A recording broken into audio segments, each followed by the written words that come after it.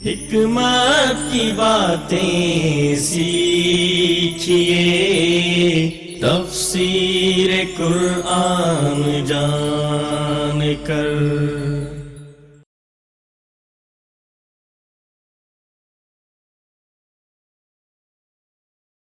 آپ کو شاید معلوم ہی، الفرقان نام سے ایک کتاب دبئی سے پرنٹ کی گئی اور دنیا میں اسے تقسیم کرنے کی کوشش کی گئی، جس میں کمپیریزن دیا گیا قرآن، انجیل اور تورات کے درمیان، لیکن اصلاً وہ قرآن حکیم کی آیات ہی نہیں ہیں اور وہ صورتیں بھی قرآن حکیم میں نہیں ہیں، ایسے افراد کو گمراہ کرنے کے لیے جو قرآن حکیم کے بارے میں نہیں جانتے۔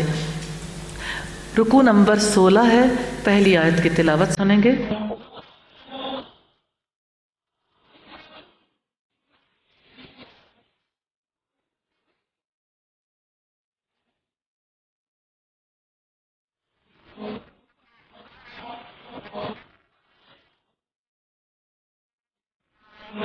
اور اہل کتاب میں سے ایک گروہ نے کہا کہ دن کے آغاز میں تم اس پر ایمان لاؤ جو نازل کیا گیا، تم اس پر ایمان لاؤ جو نازل کیا گیا، ان پر جو ایمان لائے، اور تم اس کی شام کو کفر کرو تاکہ وہ لوٹ آئیں۔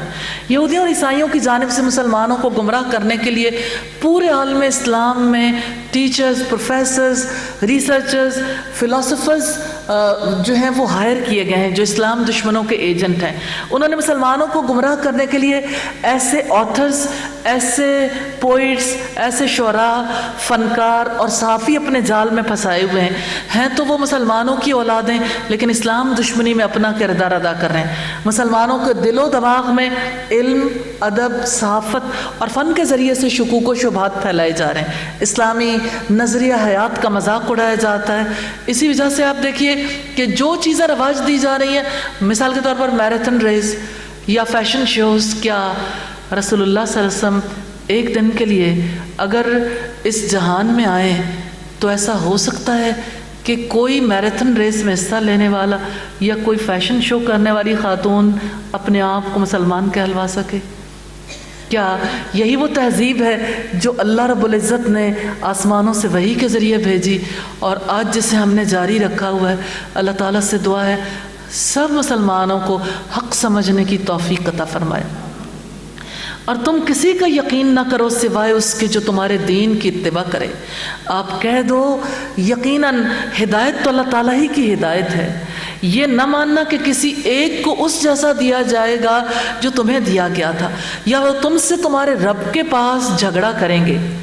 آپ کہہ دیں یقیناً اللہ تعالیٰ کے ہاتھ میں فضل ہے، جس کو وہ چاہتا ہے عطا کرتا ہے، اور اللہ تعالیٰ بڑی وسعت والا، سب کچھ جاننے والا ہے۔ یعنی یہ بیان حق ہے، کامل توفیق ہے۔ یہود نے یہودیت اور گمراہی کو ملا دیا اور لوگوں کو گمراہ کر دیا۔ یہودیوں کا قول ہے مت تسلیم کرو کسی کو، کسی اور دین کو، کہ اور یہ اس بات کو کہ نبوت اور اللہ کا فضل کسی اور کو بھی مل سکتا ہے۔ تو اللہ تعالیٰ نے فرمایا یختص برحمتہ من یشاء، وہ جس کو چاہتا ہے اپنی رحمت سے خاص کر لیتا ہے، یعنی اپنے دین کی نمائندگی کے لیے قبول کر لیتا ہے۔ اللہ تعالیٰ بڑے فضل والا ہے۔ اور اہل کتاب میں سے ایسے بھی ہیں کہ آپ اگر اس کو ایک خزانے کا امین بنا دو تو بھی وہ اس کو ادا کر دے گا، اور ان میں سے ایسے بھی ہیں کہ اگر آپ اس کو ایک دینار بھی امانت دو اس وقت تک ادا نہیں کرے گا مگر جب آپ اس کے سر پر کھڑے ہوں۔ اس کی وجہ یہ ہے انہوں نے کہا کہ ان پڑھوں کے بارے میں ہم پر کوئی راستہ نہیں، اور وہ اللہ تعالیٰ پر جھوٹ باندھتے ہیں حالانکہ وہ جانتے ہیں۔ ابن عباس کہتے ہیں کہ ان سے لوگ مسئلہ پوچھتے تھے کہ ذمی یا کفار کی مرغی، بکری وغیرہ کبھی کسی غزوے کی حالت میں ہمیں مل جاتی ہے، ہم سمجھتے ہیں اسے لینے میں کوئی حرج نہیں۔ تو آپ صلی اللہ علیہ وسلم نے فرمایا ٹھیک یہی اہل کتاب بھی کہتے تھے کہ امیوں کا مال لینے میں کوئی حرج نہیں ہے۔ سنو، جب وہ جزیہ ادا کر رہے ہیں تو ان کا کوئی مال تم پر حلال نہیں ہے، وہ اپنی خوشی سے دے دیں تو اور بات ہے۔ یہ مصنف عبد الرزاق کی روایت ہے۔ تو جو عالم حرام اشیاء کو حلال کہتا ہے وہ لوگوں کو اللہ کا حکم سناتا ہے، جبکہ وہ اللہ کا حکم نہیں ہوتا، وہ جھوٹ کہتا ہے۔ بلا من اوفی بعہدہ واتقی، کیوں نہیں جو بھی اپنا عہد پورا کرے اور اللہ سے ڈرے تو بلا شبہ اللہ تعالیٰ ڈرنے والوں سے محبت کرتا ہے۔ عہد پورا کرنے کے لیے یہ دیکھنا ضروری ہے کہ وہ کون سا عہد تھا جو پہلی امتوں سے لیا گیا۔ اس سے مراد نبی صلی اللہ علیہ وسلم کی نبوت، آپ کی صفات پر ایمان لانے کا عہد پہلی امتوں سے لیا گیا۔ اب جو بھی عہد پورا کرے تو عہد پورا کرنے والوں سے اللہ تعالیٰ محبت رکھتا ہے۔ یقیناً جو لوگ اللہ تعالیٰ کے عہد اور اپنی قسموں کے بدلے تھوڑی قیمت لیتے ہیں، یہی وہ لوگ ہیں جن کے لیے آخرت میں کوئی حصہ نہ ہوگا، اور اللہ تعالیٰ نہ ان سے بات کرے گا اور نہ ہی قیامت کے دن ان کی طرف دیکھے گا اور نہ ہی ان کو پاک کرے گا، ان کے لیے دردناک عذاب ہوگا۔ استغفر اللہ۔ ایسا عذاب دردناک ہے جس سے دلوں کو بھی تکلیف ہو اور بدن کو بھی۔ اللہ تعالیٰ کی ناراضگی کا عذاب، دیدار الہی سے محرومی کا عذاب، جہنم کا عذاب۔ یا ارحم الراحمین، ہمیں ہر طرح کے عذاب سے محفوظ رکھنا۔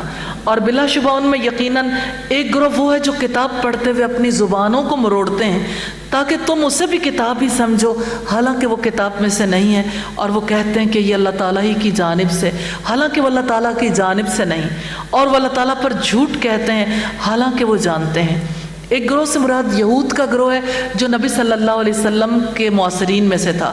کعب بن اشرف، مالک بن سیف اور ان کی طرح کے لوگ تھے۔ کسی انسان کا یہ حق نہیں کہ اللہ تعالیٰ اسے کتاب و حکمت اور نبوت دے پھر وہ لوگوں سے کہے کہ اللہ تعالیٰ کو چھوڑ کر میرے بندے بن جاؤ، بلکہ رب والے ہو جاؤ، اس وجہ سے جو تم کتاب سے کھاتے تھے اور اس وجہ سے جو تم اسے پڑھتے تھے۔ اور نہ ہی وہ تمہیں یہ حکم دے گا کہ تم فرشتوں اور نبیوں کو رب بناؤ۔ کیا وہ تمہیں کفر کا حکم دے گا اس کے بعد کہ تم فرما بردار ہو؟ یعنی کبھی ایسا نہیں ہو سکتا کہ نبی اپنی ذات کی عبادت کا حکم دے یا کسی دوسری مخلوق کی عبادت کا حکم دے، فرشتے ہوں، انبیاء ہوں یا کوئی اور مخلوق۔ رکوع نمبر 17 ہے۔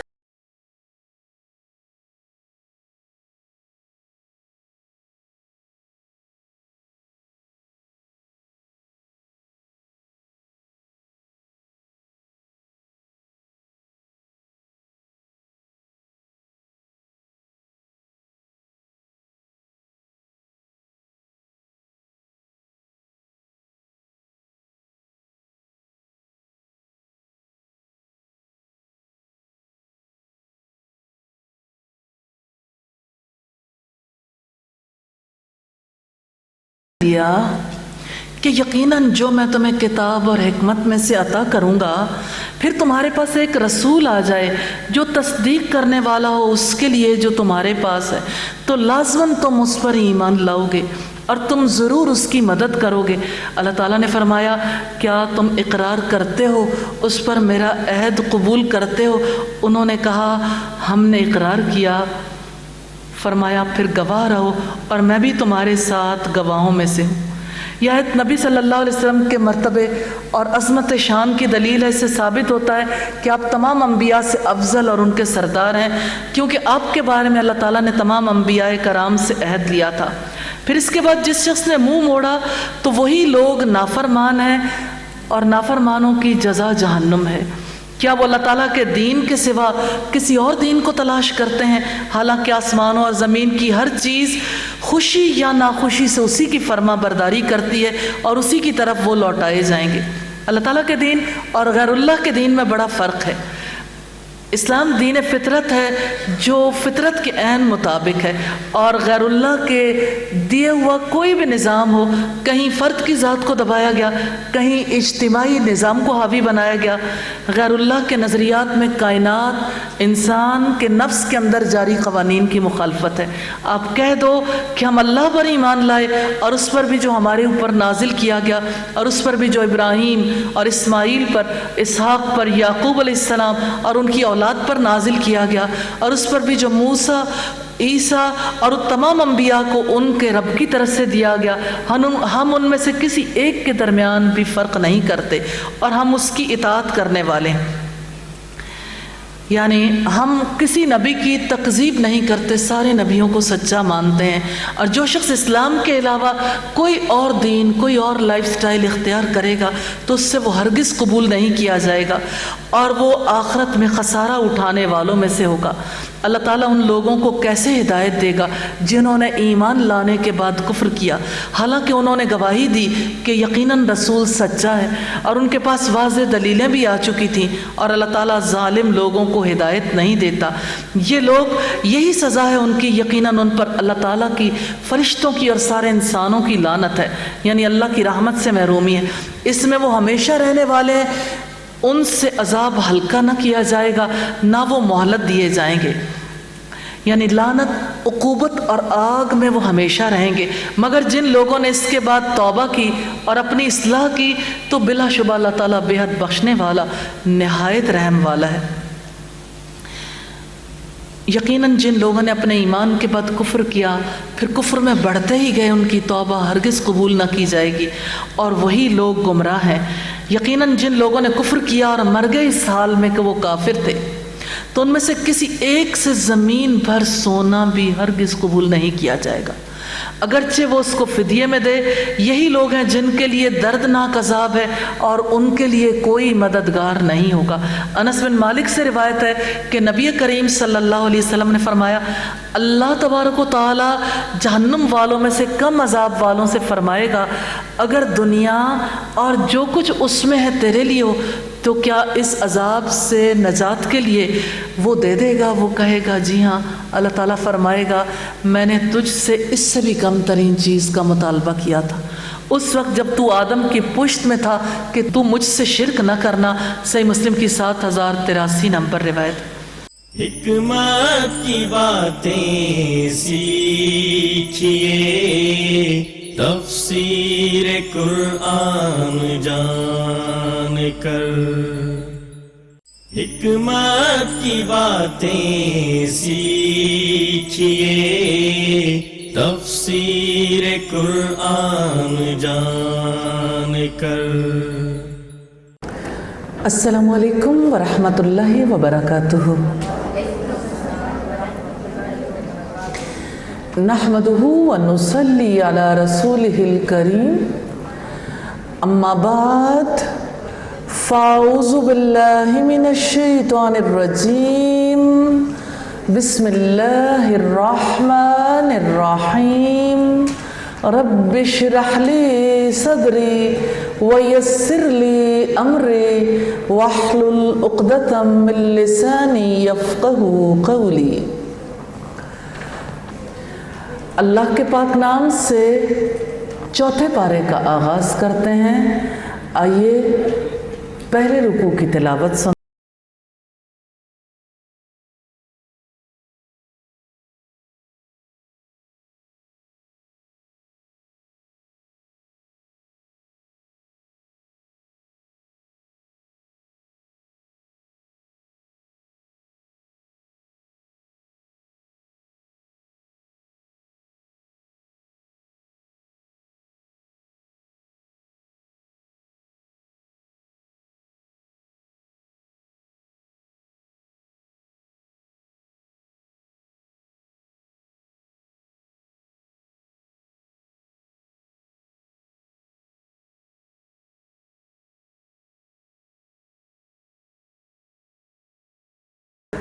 تنفقوا مما تحبون، تم ہرگز پوری نیکی حاصل نہیں کرو گے یہاں تک کہ تم ان چیزوں میں سے خرچ کرو جن سے تم محبت رکھتے ہو، اور جو بھی تم خرچ کرو گے اس کو یقیناً اللہ تعالیٰ پوری طرح جاننے والا ہے۔ بات ہے پوری نیکی کی۔ نیکی سے مراد عمل صالح یا جنت ہے، اور نیکی سے مراد رحمت اور رضا بھی ہے۔ کیسے انسان نیکی کے اعلیٰ درجے تک پہنچ سکتا ہے؟ اللہ رب العزت نے اس پارے کے آغاز میں واضح فرمایا کہ اپنی محبوب چیز اللہ تعالیٰ کے لیے قربان کر کے نیکی کے اعلیٰ مقام تک پہنچ سکتے ہیں، اور ضرورت کے باوجود اللہ کے راستے میں خرچ کر کے نیکی کے اعلیٰ مقام تک، اعلیٰ معیار تک پہنچ سکتے ہیں۔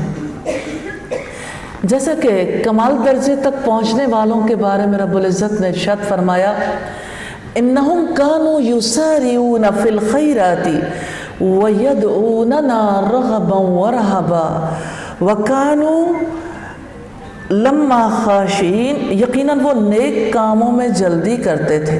व कानू लना खाशीन, वो नेक कामों में जल्दी करते थे और हमें रग़बत और खौफ से पुकारते थे और हमारे लिए आजिज़ी करने वाले थे।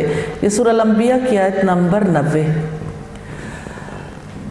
जब यह आयत नाजिल हुई तो सहाबा कराम की हालत अजीब थी।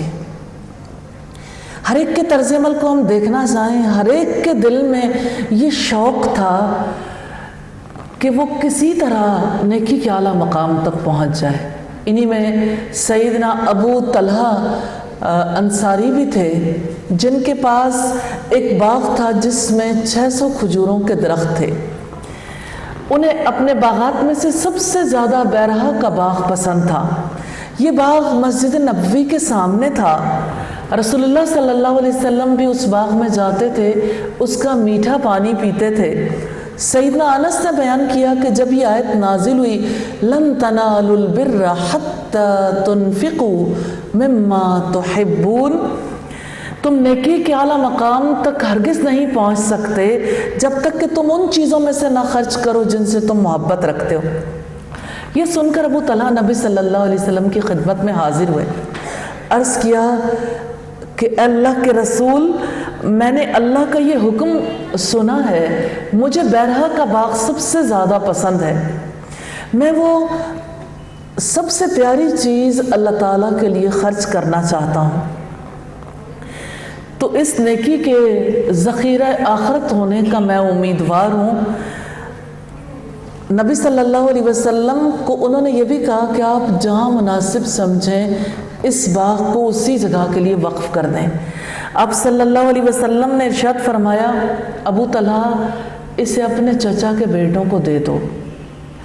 तो आप सल्लल्लाहु अलैहि वसल्लम को उन्होंने ये कहा, जिस जगह आपने मुनासिब ख्याल किया मैं वही काम करूँगा। फिर उन्होंने अपने रिश्तेदारों और चचा के बेटों को वो बाग दे दिया। बुखारी की इस रिवायत से हमें पता चलता है कि रसूलुल्लाह के साथी किस कदर अल्लाह ताला की नज़रों में मकाम पाने का शौक़ रखते थे, कैसे वो नेकी के आला मकाम तक पहुँचना चाहते थे। इसी तरह सैयदना उमर बिन ख़त्ताब ने रसूलुल्लाह से कहा कि अल्लाह के रसूल, मुझे अपने सारे माल में से खैबर की ज़मीन पसंद है।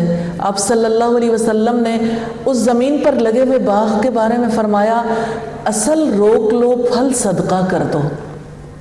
हर बार जब इंसान पूरा बाग तैयार कर ले फिर उसके फल सदका कर दे। ये सदका करना सबसे ज़्यादा मुश्किल है। एक ही बार दे डालने से तो बंदे के दिल से वो सारी बात निकल जाती है कि अब ये अल्लाह के लिए ख़ास हो गया। लेकिन जब कोई हर बार मेहनत करे और अल्लाह के नाम लगाए, अजर भी बड़ा है लेकिन आजमाइश भी बड़ी है और इंसान की इस्लाह भी ज़्यादा बड़ी होती है। इसी तरह सैयदना अब्दुल्ला इब्न उमर ने कहा कि मुझे हर चीज़ से ज़्यादा अपनी लौंडी मिर्जाना पसंद है, मैं उसे आज़ाद किए देता हूँ। तो यूँ एक एक फ़र्द ने ये सोचा था कि मेरे पास वो क्या चीज़ है जिससे मुझे सबसे ज़्यादा मोहब्बत। तो इन इक़दामात से हमें ये पता चलता है कि मोहब्बत किसी इंसान से भी हो सकती है, मोहब्बत अपनी ज़मीन से भी हो सकती है और मोहब्बत अपनी सवारी से भी हो सकती है। जैसे सैयदना ज़ैद रसूलुल्लाह के पास आए, कहने लगे कि अल्लाह के रसूल, मुझे अपना घोड़ा सबसे ज़्यादा पसंद है। आपने फरमाया अपने बेटे को दे दो। बेटे को दिलवा दिया, लेकिन जिसने सदका किया अल्लाह की मोहब्बत में उस माल को रसूलुल्लाह सल्लल्लाहु अलैहि वसल्लम के सामने ला के हाजिर कर दिया। अल्लाह ताला से दुआ है हमें भी अपनी महबूब चीज़ें अल्लाह ताला के रास्ते में ख़र्च करने की वो तौफ़ीक़ अता फ़रमाए और इसके बदले में वो हमसे राज़ी हो जाए ताकि हम नेकी के आला मकाम तक पहुँचें। तमाम खाने बनी इसराइल के लिए हलाल थे, मगर जो इसराइल याकूब अलैहिस्सलाम ने अपनी जान पर हराम कर लिए थे। इससे पहले कि तौरात नाजिल की जाती, आप कह दें तौरात लाओ फिर तुम उसको पढ़ो अगर तुम सच्चे हो। यहूदी इस्लामी शरीयत पर एतराज़ करते थे कि ऐसा क्यों है कि जिन खानों को اللہ رب العزت نے حضرت یعقوب علیہ السلام اور ان کی لائی ہوئی شریعت میں حرام کیا تھا، اب مسلمانوں نے کیوں حلال کر لیے؟ ان کا اعتراض تھا کہ مسلمان ملت ابراہیمی پر ہیں، تو یہ بتائیں کہ اونٹ کا گوشت کیوں کھاتے ہیں اور اس کا دودھ کیوں پیتے ہیں؟ اور ان کا دوسرا اعتراض یہ تھا کہ پہلا قبلہ بیت المقدس تھا، اس قبلے کو کیوں تبدیل کر لیا؟ تو نہ پہلا قبلہ بیت المقدس تھا، اللہ رب العزت نے واضح کر دیا کہ اللہ کا سب سے پہلا گھر جو اس زمین پر بنایا گیا وہ بیت اللہ مکہ میں واقع ہے۔ اور جہاں تک اس بات کا تعلق ہے کہ کھانے کی تمام چیزیں جو پہلی شریعتوں میں حلال تھیں وہی اب بھی حلال ہیں، تو اس کا ثبوت یہ ہے کہ اونٹ کے گوشت کو اور دودھ کو حضرت یعقوب علیہ السلام نے اللہ کی محبت میں اپنی بیماری سے فارغ ہونے کے بعد ترک کر دیا تھا کہ میں اللہ کی محبت میں اپنی عزیز ترین چیز چھوڑوں گا۔ اور لنک بھی دونوں آیتوں کا خوب بنتا ہے کہ تم نیکی کے اعلیٰ مقام تک نہیں پہنچ سکتے جب تک کہ اپنی محبوب چیز قربان نہ کرو۔ تو سیدنا یعقوب علیہ السلام نے اپنی دو محبوب چیزوں کو چھوڑا تھا، اللہ تعالیٰ نے حرام نہیں کیا تھا۔ اور یہودیوں سے کہا گیا کہ اگر یقین نہیں آتا تورات لاؤ اور اسے پڑھ کر سناؤ، تمہیں خود پتہ چل جائے گا۔ پھر فرمایا فَمَنِ افْتَرَى عَلَى اللَّهِ الْكَذِبَ مِن بَعْدِ ذَلِكَ فَأُولَئِكَ هُمُ الظَّالِمُونَ، جو اس کے بعد اللہ پر جھوٹ باندھے تو وہی لوگ ظالم ہیں۔ یہاں جھوٹ باندھنے سے مراد اسلام اور مسلمانوں پر اعتراضات کرنا ہے۔ اللہ تعالیٰ پر جھوٹ باندھ کر ہر بندہ اپنے اوپر خود ظلم کرتا ہے۔ آپ کہہ دو کہ اللہ تعالیٰ نے سچ فرمایا ہے، چنانچہ ابراہیم علیہ السلام کی ملت کی پیروی کرو جو یکسو تھا اور مشرکوں میں سے نہ تھا۔ ملت ابراہیم سے مراد زندگی کے وہ طور طریقے ہیں، وہ دین ہے جو ابراہیم علیہ السلام نے اختیار کیا اپنی زندگی میں، یعنی اللہ کو ایک ماننا، اس کے لیے یکسو رہنا، اس کے ساتھ کسی کو شریک نہ ٹھہرانا، اور اس کے لیے ہر دم ہر چیز قربان کرنے کے لیے تیار رہنا۔ رب العزت نے فرمایا قُلْ إِنَّنِي هَدَانِي رَبِّي إِلَىٰ صِرَاطٍ مُسْتَقِيمٍ دِينًا قِيَمًا مِلَّةَ إِبْرَاهِيمَ حَنِيفًا وَمَا كَانَ مِنَ الْمُشْرِكِينَ۔ آپ کہہ دیں میرے رب نے مجھے سیدھی راہ دکھائی ہے کہ وہ ایک مضبوط دین ہے، ملت ابراہیم ہے جو ایک ہی طرف کے تھے، مشرکوں میں سے نہ تھے۔ یعنی ابراہیم علیہ السلام کا ہر معاملے میں رخ اللہ کی جانب رہتا تھا۔ جیسے ابراہیم علیہ السلام عراق سے نکلے، اس واقعے کے بعد کہ عراق کے بادشاہ نے انہیں آگ میں جلانا چاہا تھا اور اللہ رب العزت نے آگ کو حکم دیا تھا کہ اے آگ تو ٹھنڈی ہو جا، قُلْنَا يَا نَارُ كُونِي بَرْدًا وَسَلَامٌ عَلَىٰ إِبْرَاهِيمَ۔ تو اس موقع پر ابراہیم علیہ السلام نکلے تو انہوں نے کہا انی ذاہب الی ربی، میں اپنے رب کی طرف جاتا ہوں، وہ مجھے ہدایت دے گا، میری رہنمائی کرے گا۔ تو یہ معاملہ صرف کسی علاقے کو چھوڑتے وقت نہیں تھا، جس وقت خواب میں اپنے بیٹے کو دیکھا کہ میں ذبح کر رہا ہوں تو سمجھ گئے کہ اللہ تعالیٰ بیٹے کی قربانی چاہتے ہیں، تو بیٹا قربان کرنے کے لیے تیار ہو گئے۔ اللہ تعالیٰ نے جو کچھ ابراہیم علیہ السلام سے چاہا انہوں نے اپنی زندگی میں کیا، اور ہم سے اللہ رب العزت نے مطالبہ کیا ہے کہ ہم ابراہیم علیہ السلام کی ملت، ان کا طریقہ اختیار کریں۔ یقیناً پہلا گھر جو لوگوں کے لیے بنایا گیا وہی ہے جو مکہ میں ہے، تمام جہانوں کے لیے بابرکت اور ہدایت ہے۔ اس میں واضح نشانیاں ہیں، مقام ابراہیم ہے، اور جو اس میں داخل ہوا وہ امن والا ہو گیا، اور اللہ تعالیٰ کے لیے لوگوں پر اس گھر کا حج فرض ہے۔ جو اس کے راستے کی طرف استطاعت رکھتا ہو اور جس نے کفر کیا تو یقیناً اللہ تعالیٰ تمام جہانوں سے بے نیاز ہے۔ بیت اللہ میں واضح نشانیاں موجود ہیں، جیسے زمزم کا کنواں ہے، حجر اسود ہے، مقام ابراہیم ہے، صفا مروہ ہے، یہ سب اللہ کی نشانیاں ہیں۔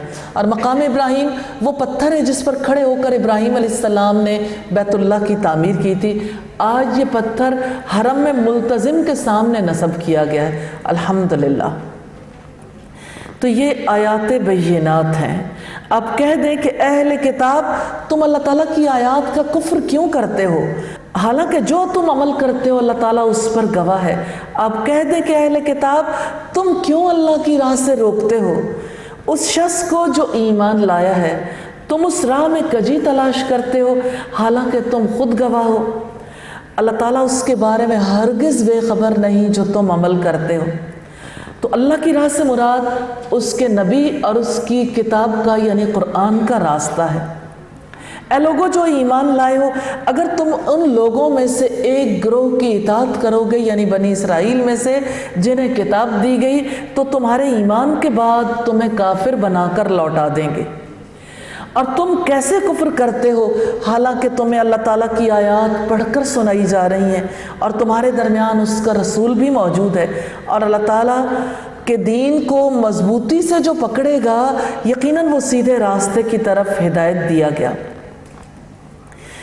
اس سے مراد اللہ تعالیٰ کی کتاب اور نبی صلی اللہ علیہ وسلم کی سنت کو جو پکڑے گا وہ سیدھے راستے پر رہے گا۔ جیسے رسول اللہ نے فرمایا ترکت فیکم امرین، میں تم میں دو چیزیں چھوڑے جا رہا ہوں، اگر ان کو مضبوطی سے پکڑو گے کبھی گمراہ نہیں ہوگے، کتاب اللہ و سنتی، اللہ کی کتاب اور میری سنت۔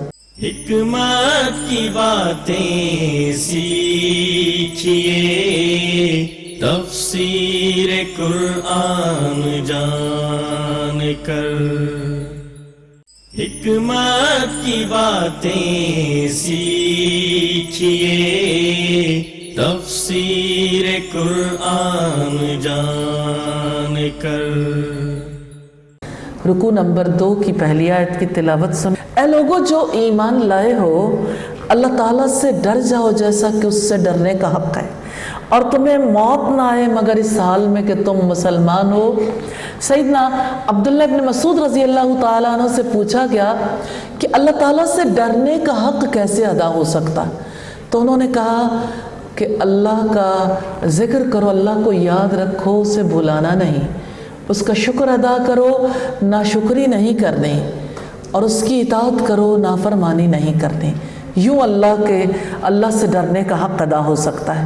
وَاعْتَصِمُوا بِحَبْلِ اللَّهِ جَمِيعًا وَلَا تَفَرَّقُوا، اور سب مل کر اللہ تعالیٰ کی رسی کو مضبوطی سے تھام لو اور جدا جدا نہ ہو جاؤ، اور اپنے اوپر اللہ تعالیٰ کی نعمت کو یاد کرو کہ جب تم ایک دوسرے کے دشمن تھے تو اللہ تعالیٰ نے تمہارے دلوں کے درمیان الفت ڈال دی، تو تم اس کی نعمت سے بھائی بھائی بن گئے، اور تم آگ کے گڑھے کے کنارے پر تھے تو اس نے تمہیں اس سے بچا لیا۔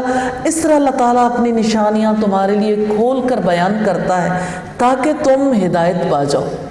سیدنا علی سے مرفوعاً روایت ہے، نبی صلی اللہ علیہ وسلم نے فرمایا یہ جو بات ہے نا اللہ کی رسی کو مضبوطی سے تھام لو، اس کے بارے میں کہ القرآن حبل اللہ المتین، قرآن مجید اللہ کی مضبوط رسی، تو جو کوئی اللہ رب العزت کے ساتھ گہرا تعلق قائم کرنا چاہتا ہے، اللہ کی رسی کو تھامنا چاہتا ہے، تو اس کو چاہیے کہ اس قرآن کو تھام لے۔ یہ قرآن اللہ تعالیٰ کی مضبوط رسی ہے۔ ایک اور حدیث میں قرآن اللہ تعالیٰ کی مضبوط رسی ہے، یہ ظاہری نور ہے، سراسر شفا دینے والا اور نفع بخش ہے، اس پر عمل کرنے والے کے لیے بچاؤ ہے، اس کی تابع داری کرنے والے کے لیے یہ نجات ہے۔ تو اللہ رب العزت نے قرآن مجید کے ساتھ مضبوط تعلق قائم کرنے کے لیے اس رسی کو مضبوطی سے تھامنے کا حکم دیا۔ تو یہ قرآن ہے جو باہمی اختلافات کو دور کر سکتا ہے۔ جب لوگ قرآن حکیم کو چھوڑ کر اپنی رائے پہ چلنا چاہتے ہیں تو اختلافات واقع ہو جاتے ہیں۔ عبداللہ ابن مسعود سے روایت ہے، رسول اللہ صلی اللہ علیہ وسلم نے فرمایا آپس میں اختلاف نہ کیا کرو، کیونکہ تم سے پہلے لوگوں نے اختلاف کیا تو وہ ہلاک اور برباد ہو گئے۔ یہ صحیح بخاری کی روایت ہے۔ اور جہاں تک اس بارے میں رب العزت کا حکم ہے کہ تم آگ کے گڑھے کے کنارے پر تھے، تو اس کا مطلب یہ کہ تم ایک ایسے مقام پر پہنچ گئے تھے جہاں پر تمہاری لڑائیاں اتنا طول پکڑ گئی تھی جیسے جنگ بعث 120 سال تک جاری رہی۔ تو یہ خانہ جنگی کی آگ تھی جو بھڑک رہی تھی، اللہ تعالیٰ نے اس آگ سے بچا لیا، اور اس آگ سے بچا کر کس طرح سے آپس میں سب کو شیر و شکر کر دیا۔ اور لازم ہے کہ تم میں سے ایک جماعت ہو جو نیکی کی طرف دعوت دیں اور بھلائی کا حکم دیں اور برائی سے روکیں، اور یہی لوگ فلاح پانے والے۔ یہاں جو بات کہی گئی کہ بھلائی کی طرف بلائیں، تو بھلائی سے مراد اسلام اور ہر وہ چیز ہے جو دنیا اور آخرت میں نفع دے، ان میں ایمان اور اعمال صالح سب شامل ہیں۔ جعفر الباقر نے کہا کہ رسول اللہ نے یہ آیت پڑھی، پھر فرمایا کنتم خیر امت، میں خیر سے مراد قرآن اور میری سنت کی اتباع ہے۔ رسول اللہ صلی اللہ علیہ وسلم فرماتے ہیں تم میں سے جو کسی برائی کو دیکھے اس کو چاہیے کہ اپنے ہاتھ سے روک دے، پھر اگر وہ اس کی طاقت نہ رکھتا ہو تو زبان سے روکے، اگر وہ اس کی بھی طاقت نہ رکھتا ہو تو دل میں برا جانے، اور یہ ایمان کا کمزور ترین درجہ ہے۔ یہ صحیح مسلم کی روایت ہے۔ اور تم ان لوگوں کی طرح نہ ہو جانا جو الگ الگ ہو گئے اور اپنے پاس واضح احکامات آنے کے بعد بھی اختلاف کیا، اور یہی لوگ ہیں جن کے لیے بہت بڑا عذاب ہوگا۔ دنیا میں جتنے اختلافات ہم دیکھتے ہیں، چاہے وہ یہودیوں اور عیسائیوں کے درمیان تھے یا آج مسلمانوں کے مختلف فرقوں کے درمیان ہیں، باہمی مفادات کی بنیاد پر، نفسانی اغراض کی بنیاد پر۔ تو اللہ تعالیٰ نے جیسے یہودیوں اور عیسائیوں کو گروہوں میں تقسیم ہونے سے روکا تھا، اسی طرح سے مسلمانوں کو بھی روکا ہے، کیونکہ اس کی وجہ سے لوگوں کے درمیان حسد اور بغض پیدا ہو جاتا ہے۔ اور اس اختلاف کے بارے میں رب العزت نے وضاحت فرمائی ہے کہ لوگ ایک ہی امت تھے، پھر اللہ تعالیٰ نے انبیاء کو خوشخبری دینے والا اور ڈرانے والا بنا کر بھیجا۔ تو آپ صلی اللہ علیہ وسلم نے فرمایا یہود 71 فرقوں میں بٹ گئے، عیسائی 72 فرقوں میں بٹ گئے، اور مسلمان 73 فرقوں میں بٹ جائیں گے۔ یہ ابو داؤد کی روایت ہے۔ جس دن کچھ چہرے روشن ہوں گے اور کچھ چہرے سیاہ ہوں گے، تو وہ لوگ جن کے چہرے سیاہ ہوں گے ان سے پوچھا جائے گا کیا تم نے اپنے ایمان کے بعد کفر کیا؟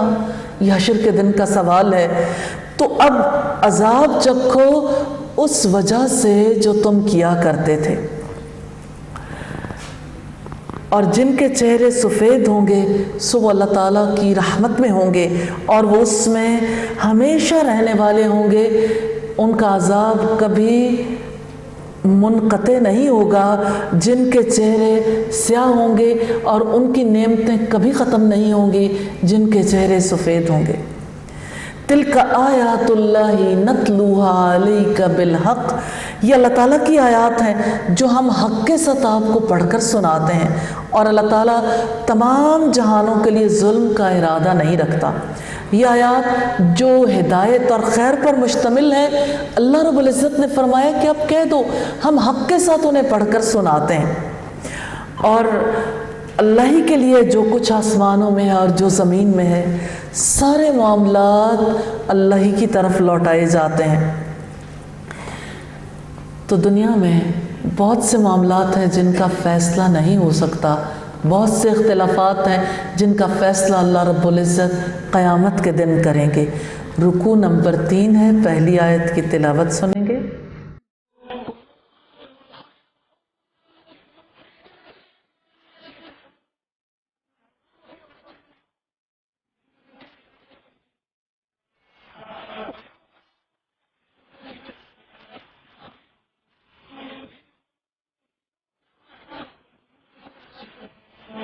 تم بہترین امت ہو جو لوگوں کے لیے نکالی گئی ہے، تم بھلائی کا حکم دیتے ہو، برائی سے روکتے ہو، اور تم اللہ پر ایمان رکھتے ہو۔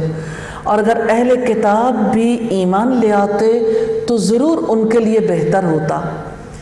ان میں سے کچھ مومن ہیں اور ان کے اکثر نافرمان ہیں۔ مسلمانوں کے خیر امت یعنی بہترین امت ہونے کا سبب اللہ پر ایمان ہے، امر بالمعروف نہی عن المنکر ہے یعنی برائیوں سے روکنا۔ ان خصوصیات کی حامل جو امت بھی ہوگی وہ بہترین امت ہوگی۔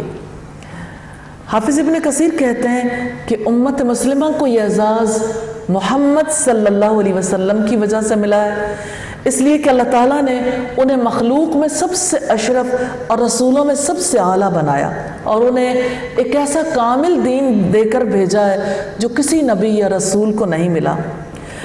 ان کے اس دین پر پابند رہ کر تھوڑا عمل بھی دوسرے مذہب والوں سے اور ان کے اعمال کثیر سے زیادہ افضل ہے۔ یہ تحسیر الرحمن کی روایت ہے۔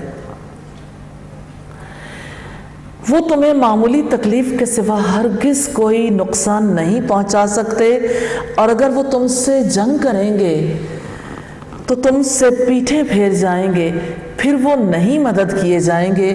اللہ رب العزت نے اعلان کیا ہے کہ کفر ہمیشہ مغلوب رہے گا اور حق کی فتح ہمیشہ ہوگی، لیکن یہ مقابلہ ان لوگوں کے درمیان ہوگا جو صحیح مومن اور پختہ قسم کے کافر ہوں گے۔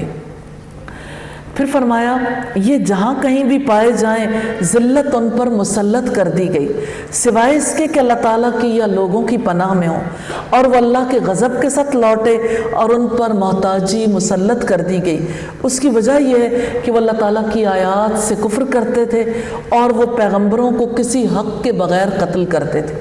یہ اس وجہ سے ہوا کہ انہوں نے نافرمانی کی اور وہ حد سے گزر جاتے تھے۔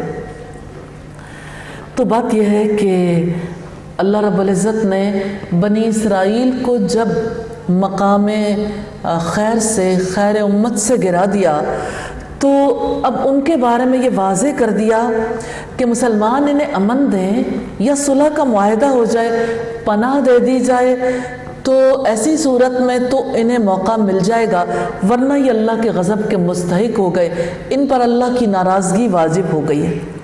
اور اس کی ریزن بھی بتائی ہے کہ یہ اس وجہ سے ہوا کہ انہوں نے نافرمانی کی اور وہ حد سے گزر جاتے تھے۔ وہ سب برابر نہیں ہیں۔ اہل کتاب میں سے ایک جماعت قیام کرنے والی ہے جو رات کے اوقات میں اللہ تعالیٰ کی آیات کی تلاوت کرتے ہیں اور وہ سجدے کرتے ہیں۔ ابن مسعود فرماتے ہیں کہ اہل کتاب اور امت محمدیہ برابر نہیں ہیں۔ ایک جماعت قیام کرنے والی سے مراد ایسا گروہ ہے جو اللہ تعالیٰ کی شریعت اور نبی صلی اللہ علیہ وسلم کے حکم کی پیروی کرنے والا، ان پر قائم رہنے والا ہے۔ اور رات کی گھڑیوں میں تلاوت کرنے سے مراد تہجد اور قیام اللیل ہے۔